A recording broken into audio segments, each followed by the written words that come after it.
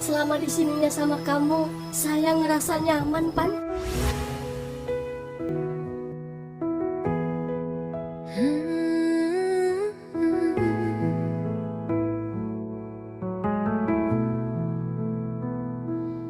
Ada cinta yang diam tumbuh di hatiku, namun kau tersenyum. Astagfirullah, gimana ini? Masa iya Bu Mika ngomong begitu? Jangan-jangan dia beneran ada rasa sama gue. Tapi Dot gimana kalau tahu? Ternyata nyokapnya beneran suka duluan sama gue. Aduh, gue harus gimana ini? Tapi kalau dipikir-pikir cantik juga sih ibunya si Dot ini.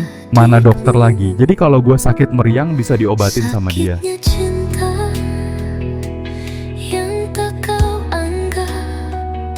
Bang Topan mendadak gugup ketika Bu Mika berkata bahwa dirinya merasa nyaman kalau bersama dia. Pipi Bang Topan agak memerah, tangannya pun mulai bergetar ketika mendengar ucapan dari Bu Dokter saat itu. Bu Mika lalu mulai mendekati Bang Topan, namun Bang Topan malah makin salah tingkah. Bu Mika terus liatin Bang Topan dengan tatapan lembut sambil senyum tipis. Keadaan seakan hening sesaat, bikin suasana makin manis saat itu. Pan, kalau aku jujur, aku tuh udah lama ngerasa kamu selalu ada di saat aku butuh. Itu bikin aku merasa, ya dihargai, dilindungi. Mungkin itu yang bikin aku nyaman sama kamu. Bang Topan kaget, matanya berbinar-binar, bibirnya kebuka tapi nggak keluar kata-kata. Dia cuma bisa manggut-manggut kecil, kayak orang kehabisan napas. Hatinya makin berisik. Astaga, ini serius? Bu Mika ngomong gini sama gue? Duh, gue harus gimana dong sekarang? Apa gue lari lagi aja ya? Sementara Bu Mika cuma senyum kecil. Lalu dengan suara pelan dia ngomong lagi. Pan, kamu sadar nggak? Dari semua orang yang ada di sekitar aku, cuma kamu yang paling sering ada di samping aku. Bang Topan langsung terdiam. Bersamaan dengan itu, hujan semakin deras, suara guntur bergemuruh. Sampai akhirnya, Bang Topan gak tahan. Dia lalu berkata pelan, Bu, kalau aku bilang aku juga nyaman sama ibu, gimana? Tapi saya hanya satpam, Bu. Sedangkan ibu dokter, apa ibu gak merasa malu nanti? Suasana jadi hening, cuma suara hujan deras yang terdengar saat itu. Bu Mika terdiam, matanya berkaca-kaca, seolah nggak nyangka ternyata Bang Topan berani ngomong begitu. Namun ketika suasana makin tegang, tiba-tiba terdengar suara langkah kaki. Krak, krak. Sandal basah menginjak tanah becek. Dari kejauhan seorang pria tampan muncul bawa payung hitam. Dan ternyata itu adalah Pak Budi. Wajahnya kaget sekaligus geram. Matanya langsung melotot begitu lihat Bang Topan dan Bu Mika. Heh, Mika, apa yang sedang ibu lakukan di rumah kosong seperti ini? Hujan-hujan lagi, seru Pak Budi dengan suara berat.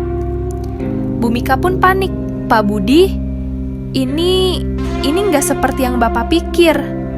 Tapi sebelum Bu Mika selesai ngomong, Bang Topan berdiri tegap, tatap mata Pak Budi dan dengan suara tegas dia bilang, Pak, jangan salah paham.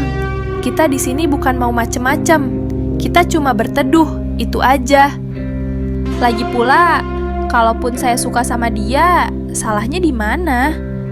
Pak Budi tambah panas, mukanya merah. Berani kamu, Pan, ngomong gitu di depan kepala sekolah? Topan gak mundur. Saya berani, Pak, karena saya tahu hati saya. Saya serius sama Bu Mika. Kalau Bapak niatnya mau halangi, ya silahkan. Tapi jangan remehin perasaan saya. Bu Mika kaget Bang Topan berkata seperti itu. Tangannya menutup mulut, hampir nangis. Wah guys, gila sih. Ini udah kayak perang dingin. Ternyata Pak Budi itu masih menyimpan perasaannya sama Bu Mika. Dan Bang Topan kini berani angkat suara demi cintanya. Wah, siapa yang bakal dipilih Bu Mika nih? Dan apakah Dot nanti bakal ikut campur ngebelain Bang Topan? Atau malah mendukung Pak Budi? Duh, makin ribet aja nih drama kita, guys. Bhumika berdiri di antara dua pria itu. Wajahnya pucat, air matanya menetes pelan. Dia menatap Bang Topan, lalu menatap Pak Budi. Hatinya benar-benar galau. Pak Budi, sekarang kita sudah tidak punya hubungan apa-apa lagi. Tolong jangan berkata seperti itu, bisiknya lirih. Pak Budi maju setapak, nadanya menekan. Mika, kamu sadar nggak? Kita udah lama kenal. Saya yang selalu ada buat kamu. Jangan sampai kamu jatuh ke pelukan orang yang baru kamu kenal sebentar. Topan balas dengan suara berdetar, tapi tegas. Justru karena saya baru, Pak, saya berani kasih yang tulus. Bukan sekedar masa lalu, tapi masa depan.